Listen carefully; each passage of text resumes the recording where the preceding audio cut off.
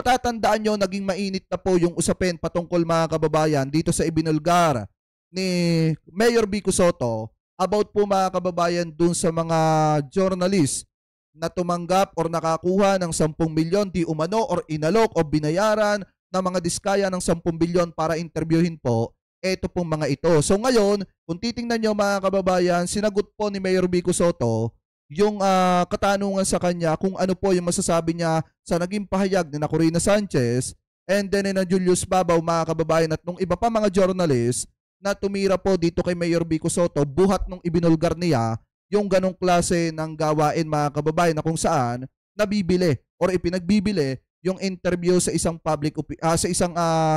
sa isang tao mga kababayan or contractor ng DPWH. So ngayon, ito i-play po natin, ito nakita po nating balita galing po dito kay Models of Manila. I-credit po natin sa kanya. So i-play na po natin. Ito related pa rin dun sa sa mga diskaya. Medyo laman ng news nitong mga nakaraang araw. Yung may nasabi kasi kayo. Actually, wala naman kayong diretso sinabihan na tumanggap ka ng ganito o tumanggap ka ng 10 million. Ang nasabi nyo lang na hindi ba nila naisip na, uy, teka, ba't kaya handa to magbigay ng 10 million para lang magpa-interview sa akin? Yun lang yung sinabi nyo, anong naisip, why did you decide na post ng ganito? Sa topic na yan, with regard to media or some media personalities or shows, sa akin, kung ano yung kailangan ko sabihin tungkol sa topic na yan, nasabi ko na. Hindi naman ako gumagawa ng issue para magpasikat eh. But, I believe that there are things that we need to talk about. Okay. Tama. And not only for media, but same for us in government. And sa amin din nga sa mga social media na vloggers eh. Exactly. Kasi ano din kami dyan, issue din sa amin yan eh. Where do you draw the line? Saan ba yung... Kasi like sinabi nyo, hindi naman siya illegal per se, pero it's unethical, 'di ba? Lalo na pag sa journalism, sa mga ethics na ganun. Mga gray areas. So may nagsasabi wala daw gray areas, pero yun nga eh. At saka sa totoo lang mga kababayan, tandaan nyo si Mayor Vico Soto hindi naman yan magsasalita kung wala yung pinanghahawakan na ebidensya. Or di kaya naman mga kababayan, hindi naman sisirain ni Mayor Vico Soto yung kanyang political career para lang gumawa ng kwento laban po dun sa iba. Kasi maliwanag naman na sinabi ni Mayor Vico Soto, hindi naman masama yan, pero sana isipin rin nila kung ano yung ginagawa ng tao na ini-interview po nila. Kung paano nakuha yung yaman nun at kung paano nakabili ng napakaraming sasakyan. Diba? Kasi nga, kita nyo ngayon, lumalabas na yung problema na dulot ng kumpanya ng mga tao na yon na in-interview nitong mga media personality ito. Ngayon, ito, para sa akin, in my personal opinion, yan naman pong sinabi ni Mayor Vico Soto, hindi naman niya sasabihin yan kung wala siyang matibay na ebidensya patungkol dyan. Lalo na't ipinakita ko sa inyo nung mga panahon na inuutosan ni Cayetano, itong si Mocha Uson at si Banat Bay, na nabibili yung media, yung interview mga kababayan ng media at malaya silang maglagay ng tanong na itatanong sa kanila. Diba? So ngayon, kung titingnan nyo mga kababayan, hindi naman nalalayo yan sa ibinulgar ni Mayor Vico Soto. Ituloy pa natin. Pero Mark, ang point ko lang dito, kung gusto natin umayos ang Pilipinas, kahit hindi siya komportable, kahit minsan parang awkward, o nakakahiyang pag-usapan. Again, hindi tayo confrontational madalas. Pero kung gusto nating umayos tayo, kung gusto natin mag-level up bilang isang bayan, kailangan simulan natin sa aminin natin yung problema. No? Pag-usapan natin. At the very least, kailangan magsimula tayo sa ganun. Tama. Tapos next na yung accountability, kailangan may managot. Yun na yung mga next steps. But paano ka makakarating sa punto na gumagawa ng tama ang lahat o hindi acceptable yung practices of corruption kung ayaw man lang natin pag-usapan? Siguro ang punto nyo din, Mayor, itong sa La Diskaya, buti natapat sa inyo. Pero kung baka sa ibang lugar yan o sa ibang na walang ganyang platform o baka hindi kinaya yung onslaught ng mga diskaya, di ba? Pero hindi natin masasabi. Hindi natin masasabi. Kumbaga, ito yung mga factors na sa kanya, nagpalakas sa kanya or ito yung parating ginagamit nila Para yung mga corrupt na politiko, para they could stay in power, o para yung iba, para pumasok sa politika. So, kailangan pag-usapan lahat ng aspeto din eh. Yeah. Na ito ay Ayan, sabi nga dito ni Victor Manuel, burado na video interview ni Corina. Yan nga po yung sinasabi ko sa inyo noong nakaraan eh. Kung wala namang katotohanan, bakit niya buburahin? Diba ganun lamang naman po kasimple mga kababayan, kung wala namang katotohanan yung accusation, kasi hindi naman siya accusation eh. Siya ay sinabi ni Mayor Vico Sotto bilang bilang paalala lang.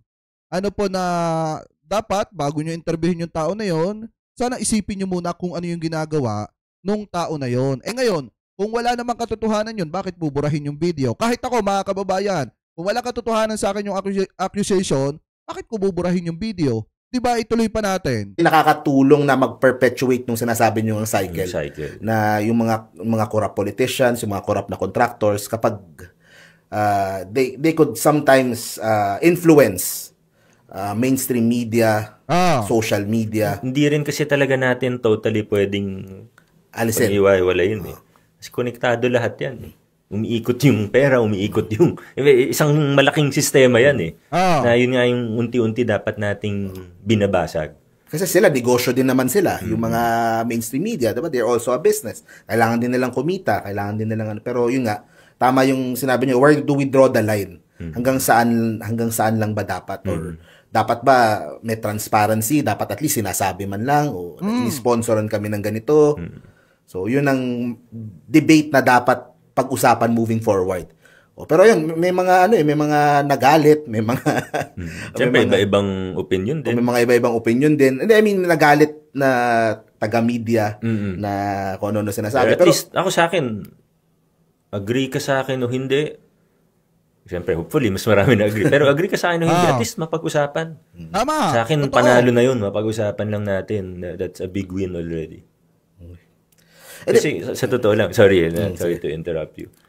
Ang dami ko nang nakausap, both in politics, in media, and even other fields, na gigil din sila, pero natatakot o nahihiya silang magsalita. Siyempre, may kaibigan sila, may boss sila, so parang ang dami nga nag-text sa akin, sa totoo lang eh. Yung mga, without mentioning names, of course. Salamat, gusto naming i-bring up talaga yan kaso wala kaming magawa. Ito, may tumawag din sa akin. Sayang no mga kababayan, alam nyo nanghihinayang ako kay Mayor Vico Sotto eh. Kasi di ba after nung term niya, ayaw na po niyan tumakbo sa mas mataas na posisyon. Alam nyo kung sakali nga na, for me kaya nanghihinayang ako sa kanya kasi pwede maging senator to eh. Hanggang sa mahinog bilang presidente. Nakuha niya yung pinupunto natin mga kababayan. Kasi unang-una yung katulad ni Mayor Vico Sotto yung kailangan po natin na kung saan mga kababayan ang gusto lagi transparency. Gusto lagi mapag-usapan yung isang bagay na importante na mas madaling intindihin ng mga kababayang Pilipino po natin. Kasi nga naman, tingnan nyo, kahit malalaki yung masasagasaan niya mga kababayan, maipakita lang niya sa taong bayan yung totoo, malaya siyang sabihin yung gusto niyang sabihin. At saka unang-una, yung sinabi niya hindi po accusation yon. Kumbaga mga kababayan, paalala lang, pero sineryoso nung iba. Marami ang tinamaan, marami ang umiyak doon sa binitawang salita ni Mayor Vico Sotto. Kasi nga, posible na totoo. Kasi hindi naman po, gaya nga nasabi ko kanina, kung ikaw ay tinamaan, bakit buburahin yung video mo kung hindi totoo? So possible na baka totoo, kaya ka tinamaan.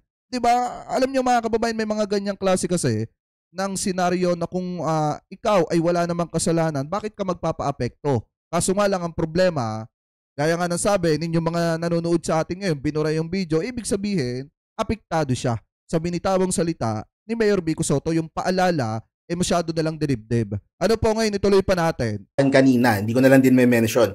Sa media din, sabi niya, bakit naman ganun si Vico? Kung may plano siya na mas mataas na pwesto sa 2028, ganyan-ganyan. Ba't niya inaawa yung media? Ganun yung eksaktong sinabi. Sinabi ko, sinabi na naman yan. Wala siyang plano sa 2028. Pero tama yung kaibigan mo. Kasi kung iisipin ko, politika ko, hindi ako magsasalita ng... Tama! Iniisip ko lang self-preservation o para iangat yung... Hindi ko gagawin yun. Sa totoo lang. Pero sayang... Sa akin kasi, minsan yung mga ibang sinasabi ko rin o ibang ginagawa ko, parang para sa akin, sayang yung opportunity na binigay sa akin ng Diyos at ng tao kung magba-back away lang ako pag may mga ganong pagkakataon. Samantalayin ko na yung pagkakataon. Pinag-uusapan na yung issue eh. Nagte-trending na yung mga videos. So might as well bring that topic up. Ito, ayan. So ngayon maliwanag mga kababayan na yan po yung sagot ni Mayor Vico Sotto doon sa mga taga-media na tinamaan. Kasi 'di ba after mag-post ni Mayor Vico Sotto na may 10 milyon nga daw na inialok or natatanggap or nakukuha yung mga media personality or content creator na nag-i-interview dito po dito sa mga diskaya, marami pong tinamaan diyan at marami ang tumira kay Mayor Vico Sotto. Pero maliwanag naman po na ito po yung sagot niya na talagang kailangan kasi pag-usapan yung mga mahahalagang bagay at yan ay parte ng mga mahahalagang bagay na kailangan ay malaman ng mga kababayang Pilipino po natin. So ngayon kung titingnan din po natin mga kababayan, ano nga ba ang punot dulo ng mga problemang yan, bakit pinag-uusapan yan? Dahil bukod nga po mga kababayan dyan, may nakita tayong balita, eto pakita ko lang din sa inyo, na kung saan, eto yan, lalo na nga, iimbestigahan pa. Ito yung matindi mga kababayan kasi ayon po dito sa Billionario News Channel, dito natin nakita na ito daw pong BOC susuriin ang legalidad ng mga luxury cars ng mag-asawang Curly at Sara Diskaya mga kababayan. So ito, i-play po natin. Susuriin na rin ng Bureau of Customs ang legalidad ng luxury cars ng mag-asawang Curly at Sara Diskaya. Sa isang panayam, sinabi ni Customs Commissioner Ariel Nepomuceno na sisiyasatin ang mga consignee sa importation ng nasabing mga sasakyan. Aminado naman si Nepomuceno. Kasi biruin nyo, di ba kung matatandaan nyo, wala pang eleksyon nun. Wala pa yung midterm election mga kababayan. Naging problema na talaga ng Pasig ito po mga diskaya. Kasi nga, may mga ginagawa sila mga kababayan na mga paglabag. At ang isa pa dito, kung makikita ninyo, di ba pinagtangkaan nilang kalabanin etong si Mayor Vico Sotto sa pagka-mayor. Kaso nga lang ang problema, kahit magpaulan sila ng limpak-limpak na ayuda at pera, hindi pa rin sila pinili ng mga taga-Pasig. Kasi nga, kung tutusin mga kababayan in my personal opinion, mas mahalaga sa taong bayan yung serbisyo kaysa yung mga ibinibigay na pera, ayuda, pabigas, etc. Kung ano-ano pa man. Mas gusto ng mamamayang Pilipino yung kalidad ng serbisyo at yan yung dahilan kung bakit mas pinili pa rin si Mayor Vico Sotto ng mga taga-Pasig kaysa po dito sa mga diskaya. At kahit pa magpaulan sila ng limpak-limpak na pera dyan, magpahili sila ng mga sasakyan nila dyan, masusuportahan pa rin ng taong bayan, yung totoong tao na may malasakit sa kanyang lungsod na nasasakupan. Ano po, at yan ay walang iba kung hindi si Mayor Vico Sotto. So ngayon, ituloy pa natin. Seno na limitado lang ang kanilang kapangyarihan sa commercial establishments. Court order daw kasi ang kinakailangan para sa private at residential establishments. Pero ang mahalaga dito, kahit papaano, susuriin ng Bureau of Customs etong legalidad ng mga ipinagmamalaki nila na luxury car mga kababayan. Kasi biruin nyo o ba naman? Ini-interview ka, lantaran mong ipapahili yung mga sasakyan mo, tapos ang pinakamasakla pa, sasabihin mo na yung dahilan ng pagyaman ninyo, nung nakasungkit kayo ng proyekto sa DPWH. Tapos ang pinakamasakla pa nito, yung mga proyekto ng mga nasungkit ninyo sa DPWH, palpak yung iba, at yung iba mga ghost project pa. Talagang ang mangyayari dyan mga kababayan, pag-iinitan talaga sila ng gobyerno, lalo na at palpak yung mga ginawa po nila.